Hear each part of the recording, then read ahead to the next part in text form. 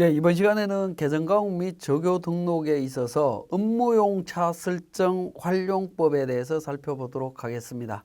자, 개정과목 및 적요 등록을 설명을 드릴 때 업무용차에 대한 부분을 말씀을 드렸는데요. 간략하게 말씀드렸는데, 자, 설정하는 방법은 기본적으로 우리 세무사랑에서는 비용 계정을 일괄 설정하는 방법으로 되어 있습니다. 그 부분은 CF4 업무용 차 일괄 설정 기능을 통해서 하는 부분입니다. 자, 이 부분을 이용을 하게 되면 전표 입력 시에 업무용 승용차량 정보에 대한 팝업 창이 나타나는 문제가 생깁니다. 자, 예를 들어서 한번 보도록 하겠습니다.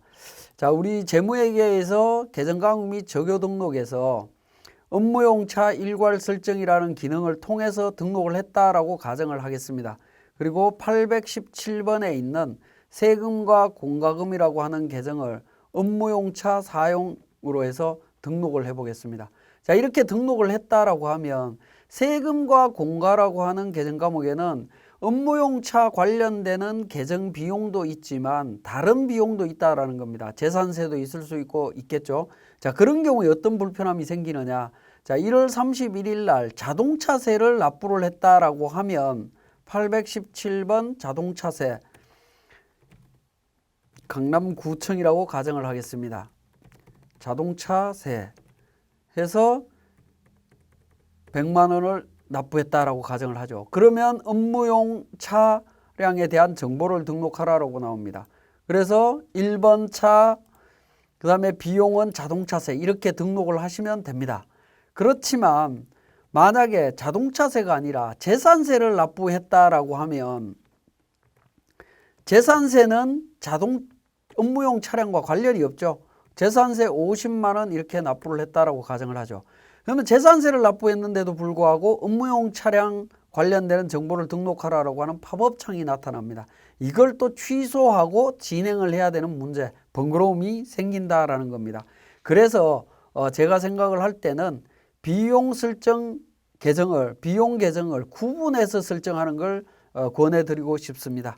그래서 업무용 승용차 관련 비용 계정을 별도로 추가로 등록한다라는 겁니다. 이 이야기가 무슨 얘기냐면, 자, 우리 개정과목 및 적요 등록에다가 비용 계정을 별도로 등록을 합니다.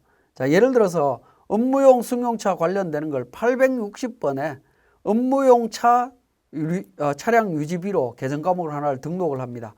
등록을 해서 업무용 차 여부에다가 등록을 하고요. 표준재무제표에는 마을풍선을 통해서 차량 유지비에 등록을 연결을 시켜 줍니다. 차량 유지비 93번으로 이렇게 등록을 시켜줍니다. 자, 이렇게 등록을 시켜주시게 되면, 자, 860번으로 회계 처리하면, 자, 합계잔액 시산표나 손익계산서 쪽에 들어가게 되면, 업무용 차량과 관련되는 비용 계정이 별도로 나타나는 문제가 생깁니다. 860번에 대한 계정 과목이 별도로 나타나는데요.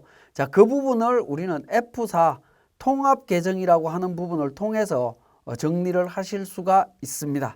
자, 822번 차량 유지비 해서 판관비. 자, 이 부분에서 822번과 860번 계정을 함께 묶어서 차량 유지비로 등록을 하라라는 부분입니다.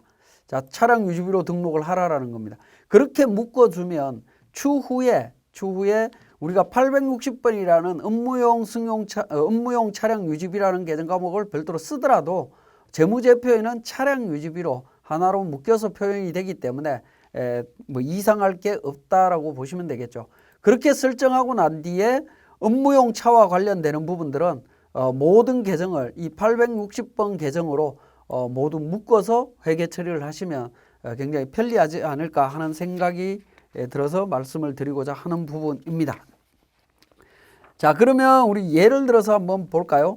자, 제가 등록했던 부분대로 하면, 자, 차량 유지비가 이렇게 등록이 됐고요.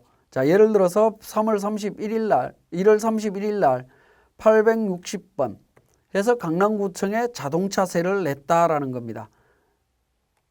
자동차세 또는 유류대로 하죠. 유류대 해서 10만 원을 납부를 했다라고 하면 업무용 차량, 자, 1번, 2번 차량이다라고 가정을 하겠습니다.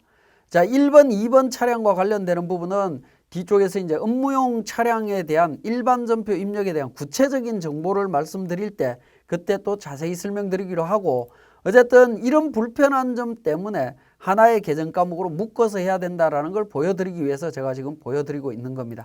자, 다른 그러니까 세금과 공과금은 업무용 차량과 일반 비용이 합쳐져 있지만 업무용 차량 유지비는 하나의 업무용 차량과 관련되는 것만 나오기 때문에 팝업창이 나타나더라도 그러니까 팝업창이 없는 경우는 없을 수 없다라는 거죠. 그런 차이 때문에 우리는 제가 권해드리고 싶은 부분은 비용 계정을 구분 설정하는 방법으로 했으면 좋겠다라는 차원에서 말씀을 드리는 겁니다.